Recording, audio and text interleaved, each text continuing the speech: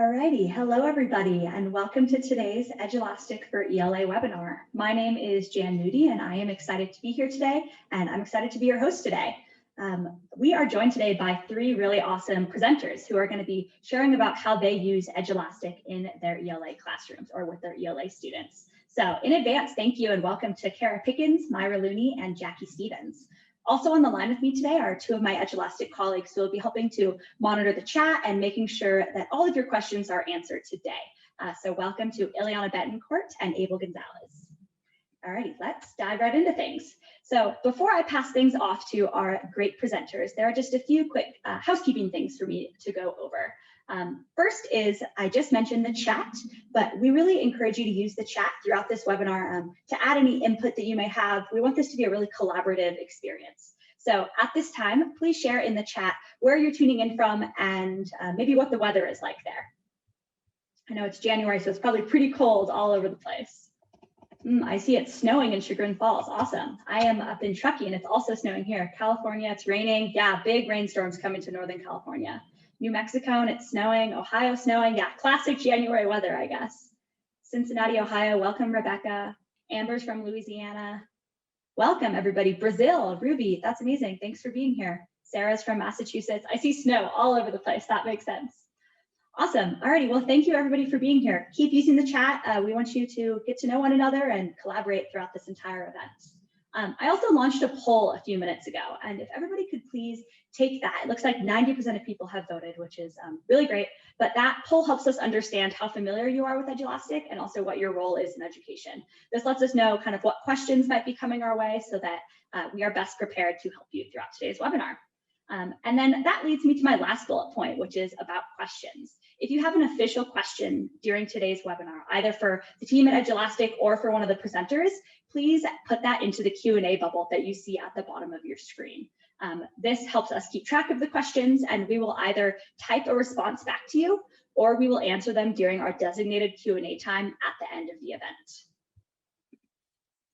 Alrighty, so based on the poll, it looks like almost 50% of people at today's webinar are brand new to Edulastic. I did want to mention that today's training and today's webinar is not necessarily a getting started with Edulastic beginner session. If you are looking for that kind of training, we do have that available on our YouTube channel. So I definitely recommend checking out an Edulastic 101 webinar if you are brand new. And hopefully Ileana can share the link to that in the chat. Alrighty, this is a really exciting piece of today's webinar. So we are giving away a content bundle called SparkReading. This is brand new to Edulastic. It's being announced this week, so we're really excited to share it with all of you today. And you all, by being here live, are automatically entered to win, and we will be announcing the winner at the end. SparkReading, like I said, it's brand new to Edulastic, but it's ready to go ELA resources in Edulastic. So it's already created, really easy for you to assign, but just like everything else in Edulastic, of course, you can edit it and tweak it and make it your own. There are 4 different sections: phonics, literature, reading comprehension, and STEM cross-curricular. So like I said, we will be announcing the winner to this at the end of the webinar, so stay tuned. Alrighty. And at this time, I am going to announce our first panelist. So Kara, if you want to go ahead and turn your video on and unmute yourself, I'll go ahead and introduce you now. So Kara is an ELA teacher and ELL coordinator from Indiana. Today, she's going to talk about how she uses Edulastic to create completely asynchronous curriculum. She'll talk about her lesson creation process and the success that she's seen with it. So welcome, Kara, and go ahead and take it away. Thank you so much, Jan. Okay. Well, I've been using Edulastic for the last 5 years, I think now, and I absolutely love it as a resource. And what I'm going to be sharing today is how I used Edulastic this past summer to help with our summer school situation. So we needed to offer summer school to students who had previously failed an ELA class, and it needed to be 100% virtual, which, as I think we all know, is not an ideal situation. In addition, some of our students lacked reliable internet. So Edulastic enabled scaffolding and differentiation for students who struggled to be successful. And I'm going to talk about the different tools that I incorporated to do that. Edulastic also worked asynchronously, but it also showed their work in real time, so I could kind of make sure that they were keeping up with it. And then Edulastic assignments could be converted to PDFs and printed out easily or shared in a way that I could share with students. So it seemed like an ideal fit to create that sort of curriculum. So the first thing I did was created a theme for my curriculum. I always like to kind of build things around a theme. So I went with a farm to table theme, and it was a lot of things that were food related because I love food and I really enjoyed talking to my students about food. And I started each lesson, each Edulastic assignment was actually a full lesson. And it started with an attention grabber to engage students. And a lot of times these were short personal questions that linked to the skill or the text, or I had kind of short, funny videos, and students could respond. Um, and I use these to activate prior knowledge, but it also really allowed me to get to know my students and allowed my students to get to know me. And I think when you're working with asynchronous learning, still making those personal connections are so important. Working in social emotional learning into a curriculum is so important. And so what I did is I would have these little opportunities for students to share stories, and I would always give a modeled example where I shared something about myself. And there I also shared a little story about my daughter and included a picture. So I tried to make these personal too, and in ways that connected with the curriculum and the skills that we were working on. Um, Okay, the next part of the lesson, I provided direct instruction to students. And some of these I created myself using Screencastify. And I would use the passage-based questions to insert a video. And then I would ask students a question about what they learned from the direct instruction so that they would have accountability for that. Other times I use videos that other teachers have created, and I'm so, so thankful for all the material that teachers across the country and globe have created and provided for all of us to kind of share on YouTube. It's really, truly amazing, and I made use of that. I also use the passage feature to add additional tabs. So the passage feature allows you to add multiple passages so you can compare passages. But what I did for direct instruction was I provided differentiation with instruction. So if you see here on the choices, there's these little tabs. Students had a more challenging video, an easier video, and they also had a text lesson if they preferred that over a video. And then again, they would have the same question in response to all of that, but they had a choice. And I think students responded really positively toward that.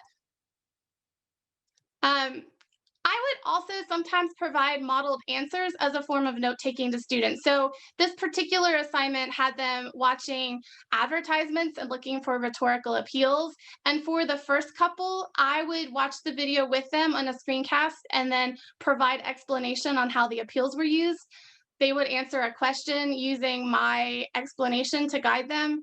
And then eventually they would start working on their own and just watching the video and answering the question. So there was kind of a gradual release for them. So they would have someone kind of virtually right there with them as they did the assignment. Okay, the third part of the lesson is we would do practice or assessment of that skill. And I use the passage-based questions to provide students with text. And I absolutely love having the freedom to create my own curriculum because it allows me to use text that operate as windows and mirrors for my students. And I'm borrowing from the work here of Emily Style, who said that students really need literature that operates, or they need to read things that operate as mirrors that reflect their own experience, and that they can feel that they're not alone in the world, that there's others like them, but they also need to read things that are windows that expose them to new cultures and new practices.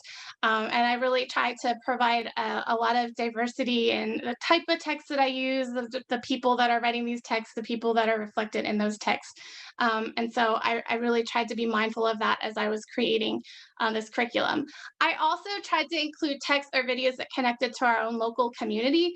So to go back to that assignment where they were looking at ads for rhetorical appeals, I found a video with Larry Bird in it. Larry Bird actually went to our high school. So I like to provide little things like that in the curriculum as well, so students can be connected.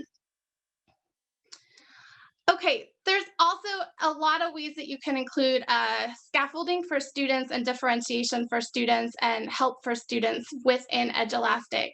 So sometimes when I had harder questions for students, I would provide an example first where I would do a video modeling how to do the question. So I would basically give them the answers, but I would also kind of think aloud for them to show my thought process. And then I would give them similar questions to do on their own. So they kind of had some help that way.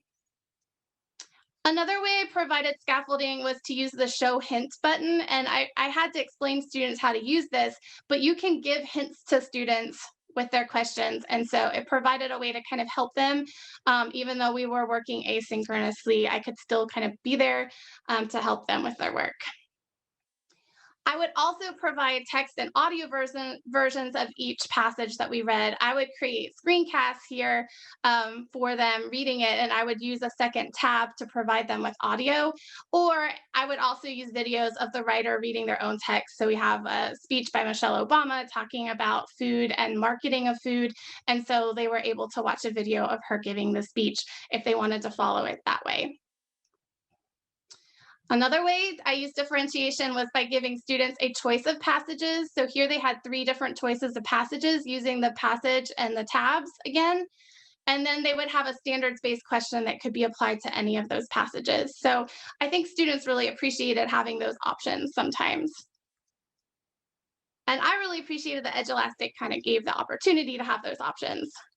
The last part of the lesson was a place for students to reflect. Again, this was as a way to build relationships where students could either reflect on the passage or make personal connections to the text. Or I would also ask them questions that allowed them to tell me what they needed help on for the future or what they were struggling on with the material. So it was kind of a check in with students to kind of find out what I needed to be doing as a teacher to help them.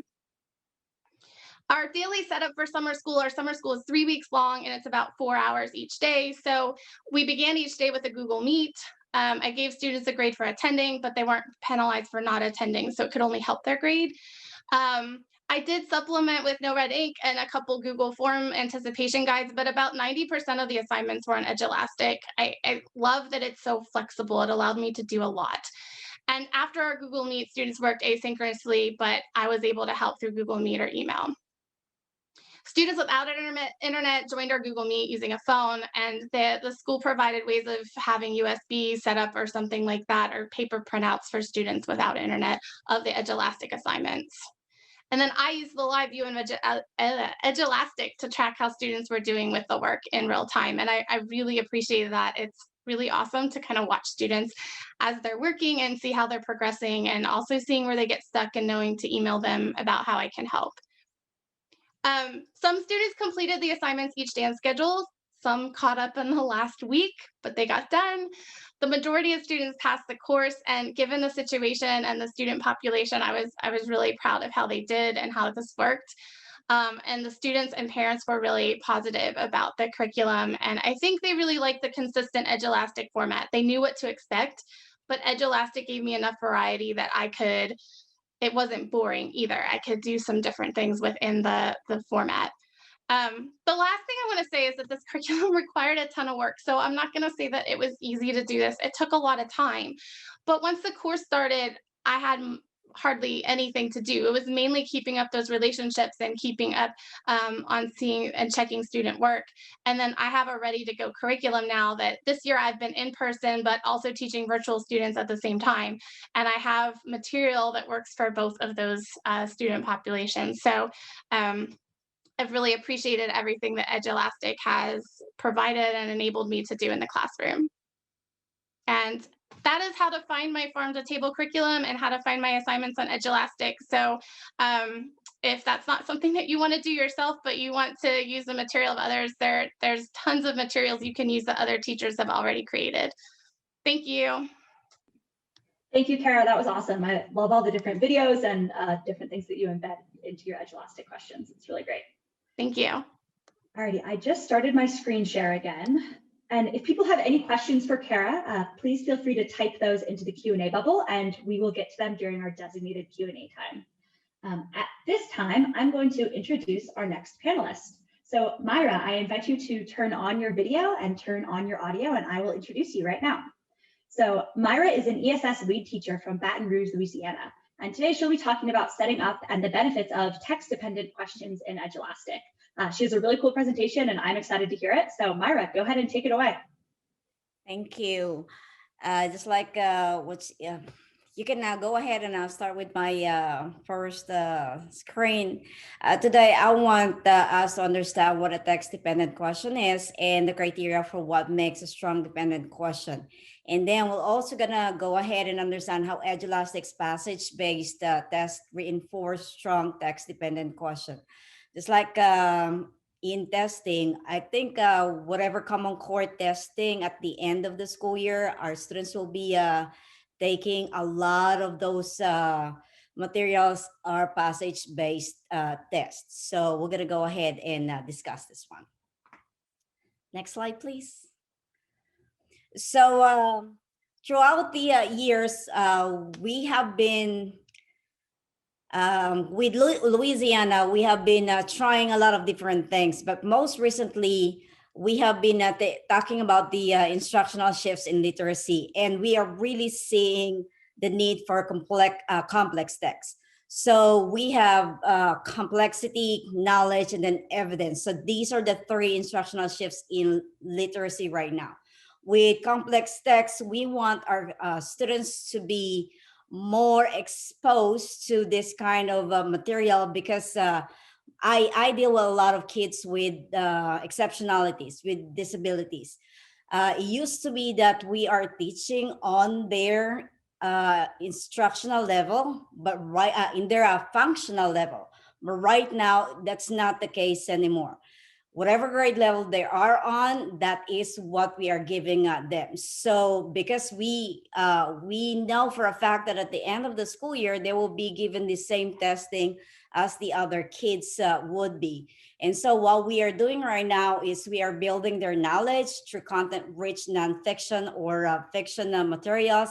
And we are reading, writing, based on what the passage that they are reading.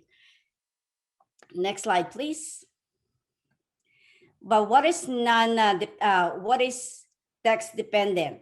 So I have in here 2 slides with non-text dependent and then text dependent. It used to be the question would be, for example, The Lion, the Witch, and the Wardrobe tells the story of 4 siblings who have many adventures in Narnia. And the question would be, or the instruction would be, write about an adventure that you have taken with your family. It is more experience-based or opinion-based. But right now, it is text-dependent. So the question will go this way. In The Lion, the Witch, and the Wardrobe, how and why does Edmund change? So now we are talking about one of the characters in the story, The Lion, the Witch, and the Wardrobe. So in order for the students to be able to write or answer the question, they have to refer back to the selection or the passage. Next. So what are text-dependent questions? So these text-dependent questions push students to rely solely on the text. It leveled the field for all of the students. We know that there are a lot of students who does not have the same experience as those students who love to read, especially my students. Those students with disability, they fear, quote unquote, fear to read. They don't like it. It's not that they really cannot find something that they like to read, but they are so scared of the words that they are seeing because they are having difficulty in decoding the words. But with the way Edulastic had built their platform for text-dependent based test, I'm going to show you later on how it is helping my students. Because I want to tell you that although some of the kids do not read on grade level, it doesn't mean that they cannot think on grade level. So all of the questions must be traceable back to the text. And also, those text-dependent questions cannot be answered based on personal opinion or background knowledge alone. That's the reason why how Edulastic have built the text-dependent questions side by side, the passage and then the text. It really helps my students. Next, please. So why ask text-dependent questions? Text-dependent questions help readers build meaning of a text. Text-dependent questions act as a scaffold, supporting students in accessing and understanding the text.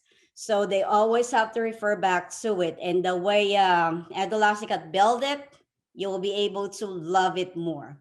Next, please.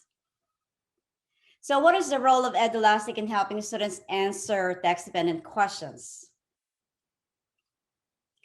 So this is Edulastic in action. So this is the one that I have created for my student. And just like Dr. Pickens, I love creating my own too, because I have control over what it is that the students will be taking.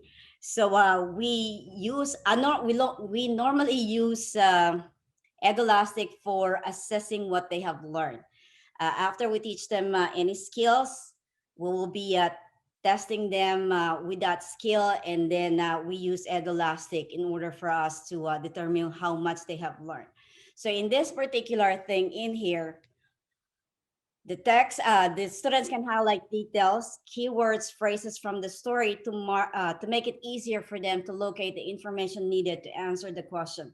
As you can see, the passage is beside the question itself.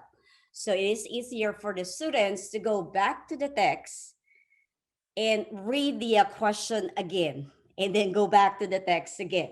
So it is not something that they would have to come up with on their own, but there is a passage itself. So this is very cool. Next. And then aside from that, Edulastic has its built-in feature wherein the students can cross out and eliminate the answer, the choices that the students think will not be needed. So it helps them eliminate those answers, so that when they are now thinking what is the answer to this question, it is easier for them. So this icon helps student eliminate those choices that they think are not viable answer to the question itself. So it's the one that you will be able to see after this. I'm going to be showing my screen with you, manipulating it on my end. Next, please. And then the other thing that this is the new thing also that they have added, the page number. It used to be that I have to type in 1, and then I am so scared because I don't know if how it will be read to my students. But now that they added it, it also makes it easier for the students to know if in the question it says in paragraph 1 or based on paragraph 1, so the kids will now be counting the number of paragraphs that you have in the passage. So it automatically brings them to, okay, this is number 5. This is what the question is asking me to look back into. And next, please. And then aside from that, this is really one thing that I like since I started using Edulastic, and I have been using it, I think since this is 5 years also, or since they started having this one, and I found this site, this program, I started using it. And one thing that really, really helped me out is the text-to-speech feature. On the side, you will be able to see the action. And then when you click on that, the drop-down menu will be telling you enable text-to-speech. A lot of my students have a difficulty decoding words. There are a lot of big words on their grade level. The complex text that we are giving them, they cannot decode. But because there is a built-in text-to-speech in Edulastic, it helps them out a lot. I think this is the end of me. And before I say goodbye to all of you, let me share my screen. And then I'm just, and then I will be able to let you see how I use it, how the students, on the students' view, how they are really using it. And there it goes. So this is the student view. This is the passage that we have in here. And with this arrow in here, once they click on that, it's easier for them to see, and and I click on it there. They can either just focus on the text itself, and then when they hover over it, they can highlight it. And this really helps my kids whenever they are going back to check the details from the text itself. And then let me go. And then they can always go back to the text itself while reading the questions. And it's not, give me 1 second. Okay. And then if they have something that they want to eliminate, this X mark in here, cross out, say this one is, they don't need this one. It helps them out in eliminating that question. And I know that before testing with us, we call it leap testing. We always teach the kids some of the testing strategies that they can have. So this really is so good with the one. And then I have some students who are having a hard time, the visually impaired. This magnifying glass, this magnifier in here helps them out, and it's not working for me right now. So this helps the students that I have. So this feature is really helping the kids that I have in my class who are visually impaired, because this automatically helps them out, magnify it. We know for a fact that they are using, a lot of our kids are using, or we have one-on-one.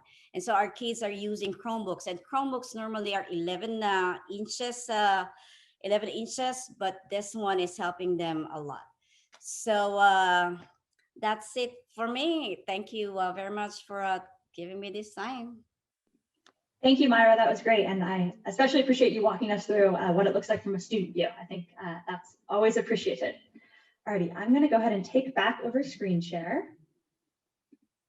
Alrighty, you should be able to see Edulastic for ELA. And at this time, I'm going to introduce our next panelist. So Jackie, I invite you to unmute yourself and turn your camera on, and I will introduce you now. So Jackie Stevens is an English teacher and instructional coach from Minnesota. And today she'll be talking about how she uses Edulastic throughout the entire learning process, including pre-tests and practice assignments and redos and so much more. So Jackie, thanks for being here today, and go ahead and take it away. Great, thank you. Let me share real quick.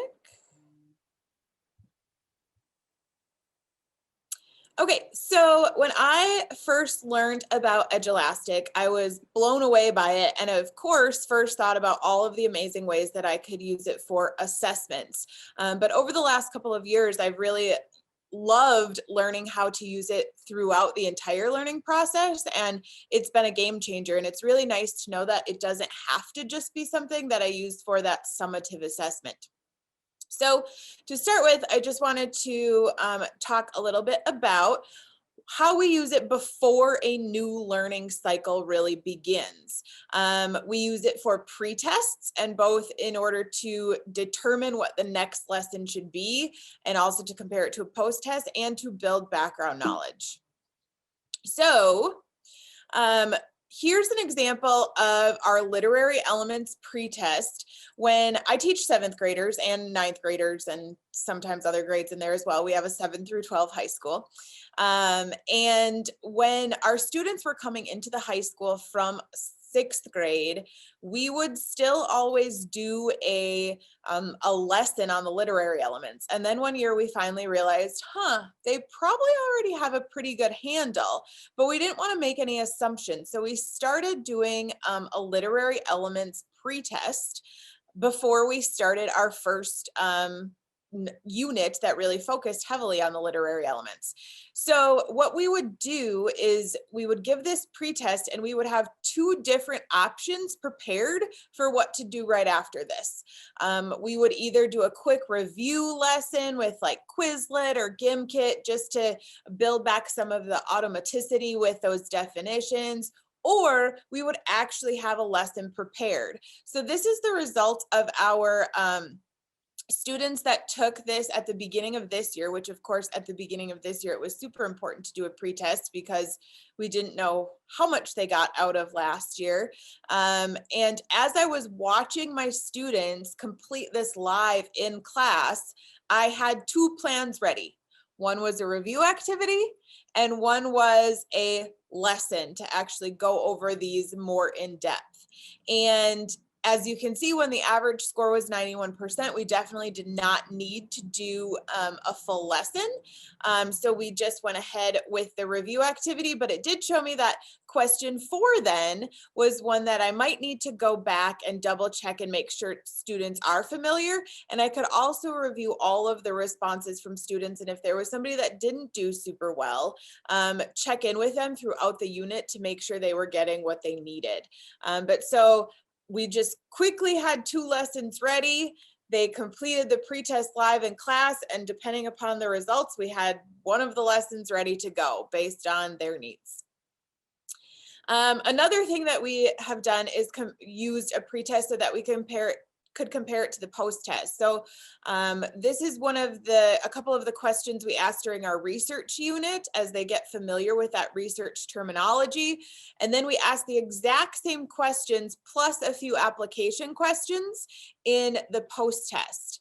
But here were the results from this year. You can see the pre-test results for questions 1 through 10, and then the post-test results for questions 1 through 10, and they were essentially the exact same questions. So we can see really quickly how well our students have increased their understanding from the pre to the post, and which areas are still a little bit of a struggle, like question 9, which I believe was about bibliographies, because no matter how much we try, they still confuse it with biographies. But so the pre-test has been really helpful for us to start incorporating, and having the data in Edulastic to look back at to help determine those next steps or make those comparisons at the end are amazing. The other thing we use Edulastic for before learning is to build background knowledge. We read the novel Bud Not Buddy, which takes place during the Great Depression, and our students do not have a great background on the Great Depression. We also read the Wednesday Wars, which takes place during the Vietnam War. And again, they don't have a ton of background information on the Vietnam War. So we use informational text articles with the passage-based questions to give them that background. So those are all just examples of what we do before we really jump into a new unit, either pre-tests, depending upon what purpose we want those for, or building that background knowledge that students are going to need going forward. Here's just another example of building that background knowledge. My PLC goal that I'm in for this year is actually using graphs and visual data. And so Edulastic really easily allows me to implement or include graphs and data and things like that to help my students with that type of reading as well. Okay, so when we're in the middle of a learning process and we haven't quite made it to the summative assessment state, we use Edulastic for study guides, for simple practice, or for formative assessment. So at the end of last year, when we went to distance learning, I did not have all of my students in my room to teach Romeo and Juliet to my 9th graders.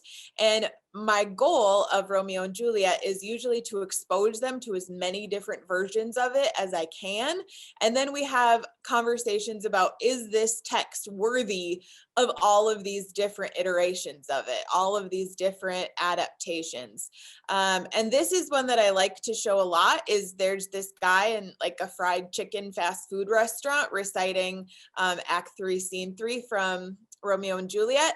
And I just like their reaction. It has nothing to do with them analyzing the text at this point, but it's part of that thinking about all of those different ideas. And Edulastic allows me to embed those YouTube videos, which helps them see more information and kind of process.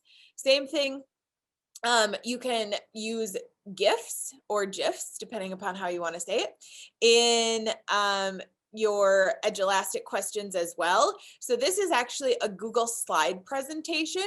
And then if you go to the website talltweets.com, you can quickly upload your Google Slides presentation and it turns it into a GIF. And so I put this GIF of this children's book that I would typically read through with my students and have a discussion about it in class. And that became something that wasn't a possibility in distance learning. So it was a way that I could still get across a lot of those like general studying the text, but not really digging into the text questions. Well, I didn't have my students necessarily right in front of me, or I didn't have all of them live. So not necessarily, like I said, always for those summative assessment type questions. You can also assign an assessment to be practice. So under this settings mode, you can select practice instead of class assessment. And what that does, it allows students to click check answer at the top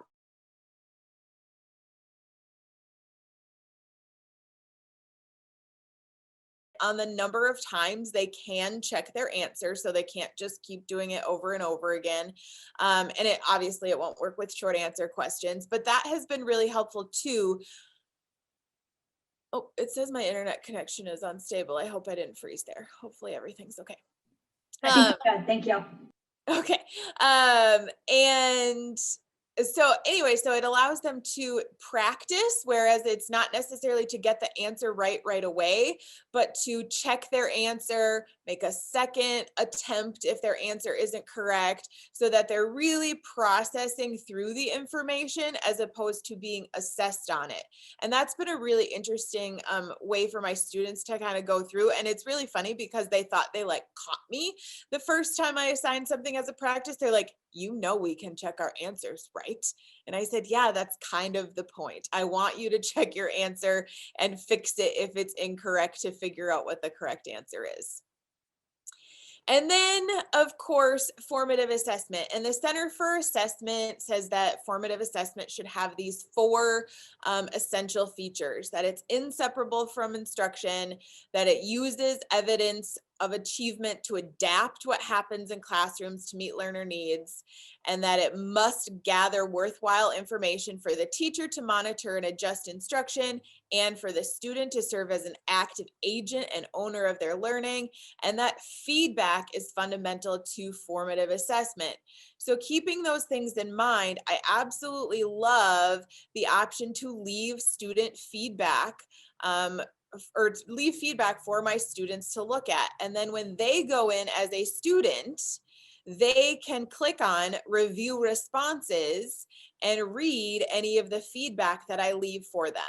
And that allows me to really get into the formative assessment piece where I'm leaving feedback, they're reading the feedback, and sometimes making a second attempt, sometimes keeping that information so that they can go forward. So the quick and easy ways to add that formative assessment, that feedback to students, and the really easy way for them to see that feedback on the question that it pertains to is super helpful, as well as far as that during learning process. Okay, so that brings us to what do we do after learning?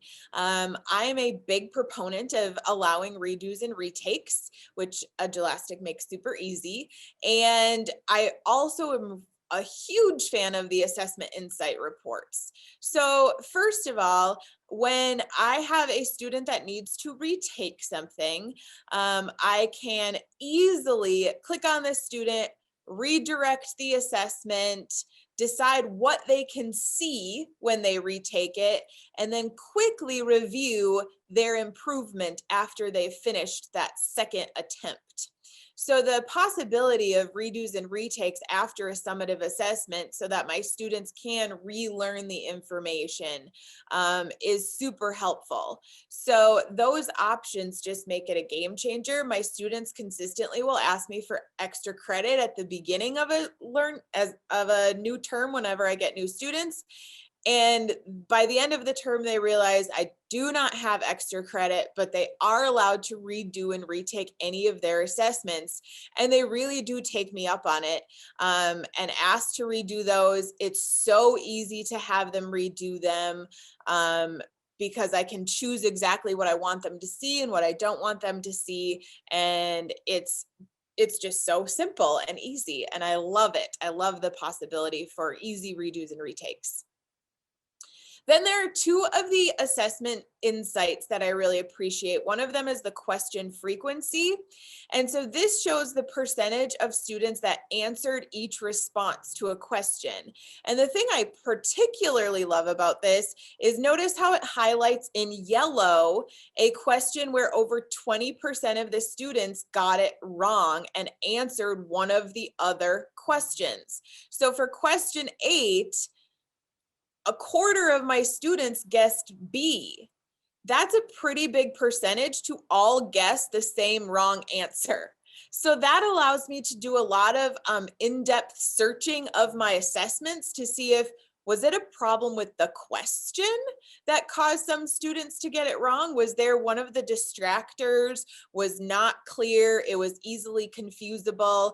So just in general of making my assessment so much stronger because I'm able to see things like a whole bunch of my students guess the same wrong answer. That might mean something. So that's huge for us. And then also the performance by the standards. I actually, for most assignments, an assignment will be entered multiple times based on the number of benchmarks that were assessed. So this quiz that students took actually was put in the grade book more than one time. And I can look at how they did on each standard and see what we're doing. We then also look at overall how we did as a class, and then we set class goals based on the benchmarks for our next assessment. We make sure that we focus on discussing that standard more when we are preparing for the next assessment. So as far as grade reporting and being able to explain to parents and students what they need to work on and setting group goals for our whole class, these standards-based reports are absolutely invaluable to us.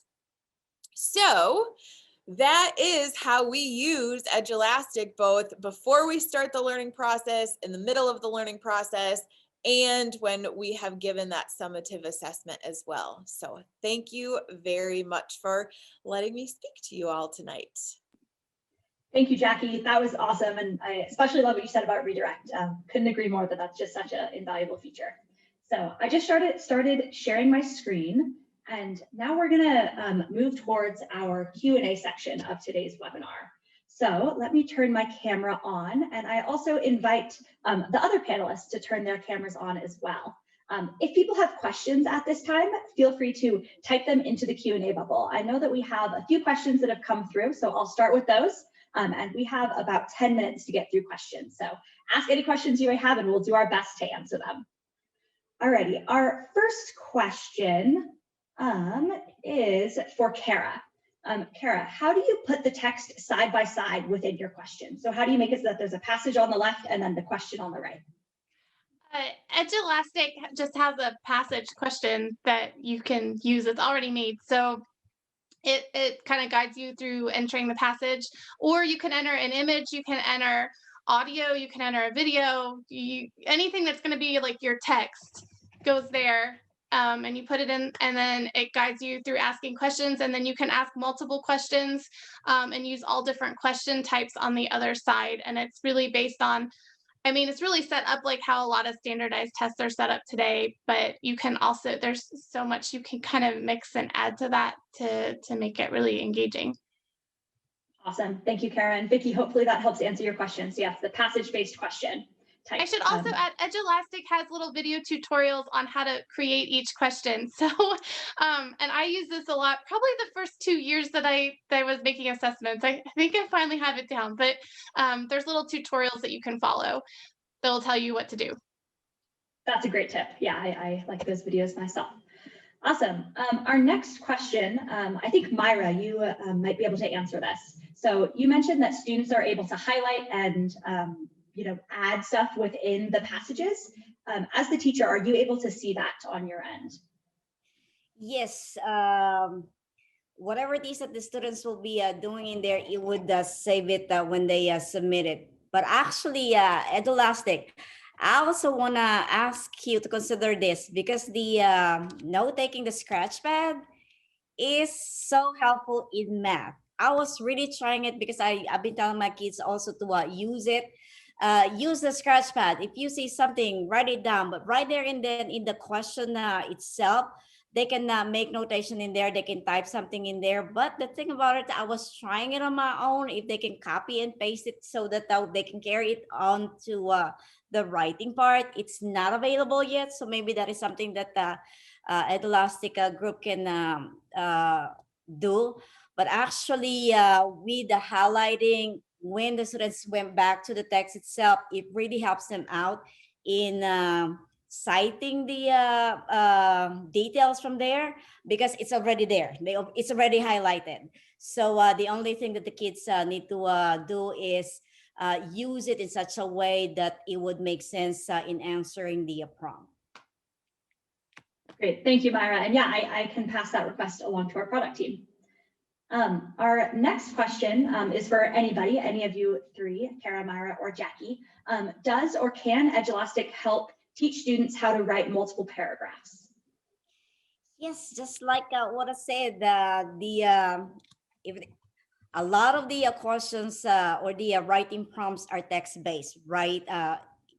Whether it's teacher-made or it is state testing, it is text-based. So if we can teach our kids, or I know that a lot of teachers are teaching their kids to highlight, annotate the text. If they know how to do that, just like what I said, the scratch pad can be used to annotate it, because it will, once you click the scratch pad, it would appear in the question, and the questions are beside the text itself in the passage based text test. So whenever the students know that, and then they go back to the question, and believe me, all of the question in state testing and how we are doing it, all those tests are helping the kids determine the next answer or their answers in the writing prompt actually. So if they would learn how to highlight and annotate using the scratch pad, although it is yet available, it is useful in math. But I think that once you click on the text box in there, and then they can type something in there to make some notation in there, that would be able to help the kids. With the multiple paragraphs, it may not be, it's not that it would help the students, it's the way we teach the students to use what is in the passage. So since the passage is there, I think it's doable. Great, thank you, Myra. Our next question is for Jackie. Jackie, I'm wondering if you could elaborate on your use of the redirect feature. Specifically, we have an attendee wondering if you give the exact same test over again using that redirect feature. So it definitely depends on what the test was to begin with. If it is a question where like it was obviously wrong and they're just going to select the other answer, then no, I don't give the same one necessarily. But for example, with our research unit, we asked questions like, write a strong research question for this topic. And if students missed the mark and asked like a one-word question, or a question that would elicit a one-word answer, something like that, they would need to redo it. That in cases like that, where the questions allow for different variation, then I do just redirect the assessment and I give them the exact same one again. You can even have it just show them the ones that were marked wrong, as opposed to having them show all of it. And then as far as what I want them to see, if I left feedback for them, I can select that they're able to see my feedback when they retake the test, or they don't have to be able to see my feedback. I can kind of make that determination about what they see. The other thing that's really great though, sometimes depending upon what the quiz is, like, I don't know, like a comma rule quiz, is you can duplicate assessments really easily in Edulastic. So I will sometimes just duplicate an assessment keep all the questions basically the same, but change the sentence examples just a little bit so that I get a different version of the test that I can assign separately as a retake. But most of the time, depending upon what the types of questions are that I'm asking, I will just redirect the same assessment. I will not do that if I've already released scores to all of the other students. But if I haven't released all of the answers out there to everybody, then yeah, I redirect the same one. Awesome. Thank you, Jackie. And I'll add to that by saying that some of those more advanced redirect features are premium. So the ability to only redirect incorrect answers, for example, that's a premium feature. Alrighty, our next question, either Kara or Myra or Jackie, any of you or all of you can take this. How often do you use Edulastic? Do you use it every single day?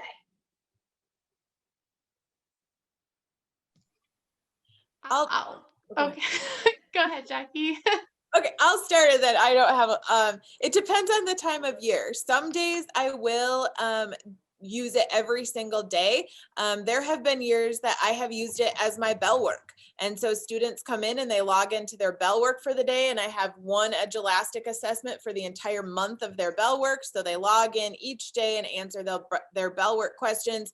I can follow on the live board so I can see when I know everybody's done answering the question for the day. Other times, if we're in like a novel unit where things are a little more spread out with assessments, then it might be once every couple of weeks. But there are definitely times I use it every day, and there are times when I use it every week, every other week, that type of frequency. Thanks, Jackie. So for me, it varies as well. And it really depends. So like with summer school, it was 3 different assessments a day or lesson plans that I had created a day. I teach dual credit classes. That tends to be less frequent. And I think if I did use it every day, my students, it would be too repetitive for them. I've used it in the past for our state's I-STEP tests, like preparing students throughout the whole year. But as we get closer to testing, like I'm using it a lot more frequently. So it really just depends. I also teach like 5 different preps throughout the day. So it really depends on what my individual classes are doing all the time. And also how much time I have to create content on there as well. But I do use it often. I absolutely love it. Thanks, Kara. And Myra, what about you? Oh, Myra, you're on mute. I agree with Dr. Pickens and Jackie. It depends on the type of lesson that you will be having, because and also you have to remember that there are some type of lesson that it might not fit. So if it just like what Jackie had said, that sometimes in a week you can use it as a bell ringer, and then it could also be used as CFA. If you're using it for a common formative assessment, then it might be every other week, depending on the skill that you are working on.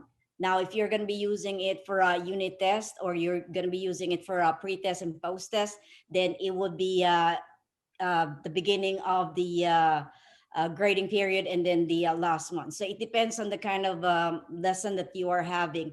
But definitely, we're using it within the month-long lesson that we have every week. If there is something that I can use it, I will definitely be using it. Great. Thank you, Myra. And our next question, we have time for maybe 1, maybe 2 more, is for all 3 of you. Where do you source your content? So do you always write your own questions, or do you sometimes find them in the library within Edulastic? So maybe Jackie, do you want to start, and then we can go down the line? Sure, definitely. I often write my own, but I will often start by looking for some. Like, I like to see what's out there first.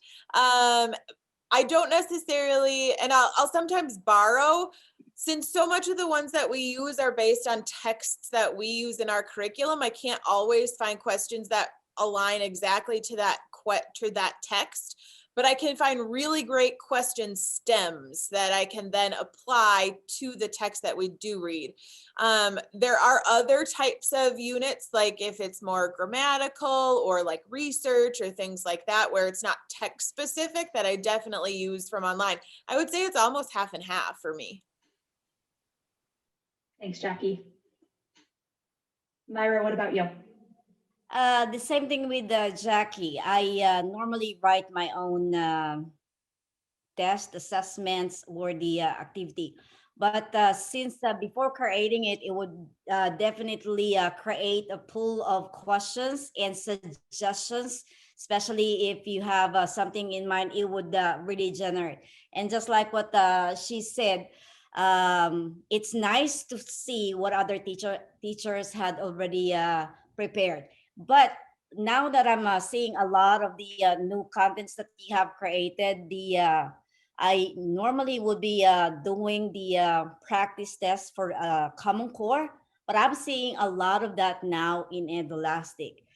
There's a lot of Common Core practice tests that I don't have to do anymore. So that is really awesome because normally, especially now it's January, we only have 2 months to prepare for our state testing, sometime at the end of March and then April. So now I'm starting to look for some practice tests that I can give to the students that I can use as a bell works. So two questions a day. Okay, the next day it will be 2 questions again. Okay, let's study it. Let's talk about it. So now it would free me a lot of time of preparing and doing it because I already had that. Thank you, Myra. And Kara, I know that you chatted about this during your presentation, but do you have anything else to add to it? Yeah, I create my questions, but I really take advantage of looking up, like if you Google Common Core questions stems, like there's tons of documents of people that have created question stems, and I really make use of that.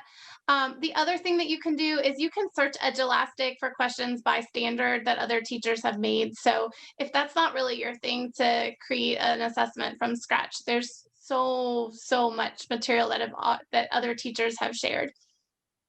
Awesome. Thank you, Kara. If I could just add one thing about the authoring of questions, I like to make it a personal challenge of mine to try to have some sort of what I would say like alternative question type, as far as a drag and drop or a classify or a resorting or a matching in every one of my assessments, because I think it gives them good practice for those standards-based assessments, but then it also lets me know that they're not just going to be able to go through and click a multiple choice answer the whole way. So when I was first creating my assessments, a lot of them were like taking what I had created before and putting them in Edulastic. But then every year as I go back and revisit them, I try to get into those different question types and think about how I can use them differently to assess my students. So if you haven't looked at all of the various question types, there are a gajillion.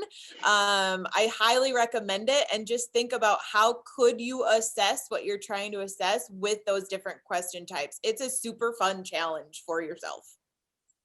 Awesome. I also like to challenge myself by like Googling my questions if I'm creating an assessment with a commonly read passage, and seeing what would show up for students if they Googled that question and trying to come up with questions that nothing comes up. My students probably love me for this, but but I think that's helpful too. Awesome. Thank you all for your insight on that last question. Also, Ileana added into the chat that we have some upcoming authoring trainings for anybody who is looking for some tips and suggestions on how to author your own questions. So I encourage you to attend those. Alrighty, we are going to wrap things up here. So thanks again to Kara and Myra and Jackie, both for your awesome presentations and for answering all of those questions. It is time for our SparkReading giveaway. So like I said at the beginning, we'll be giving away 1 subscription to SparkReading, and Ileana randomly selected a winner today. So congratulations to Magali Casimir. I have your email from when you registered for today's webinar, and I will be in touch to make sure that you are upgraded with SparkReading. So congratulations. Alrighty, and then lastly, I just wanted to say thank you everybody for joining us. We know this is a really busy time of year and we appreciate you taking the time out of your day. Thank you to our great panelists. All of your presentations were amazing. You had tons of compliments coming in through the chat. And then lastly, if everybody, we are really active on social media. So Twitter, Facebook, Instagram, and LinkedIn. You can give us a follow. Our handle at all of those is @Edulastic.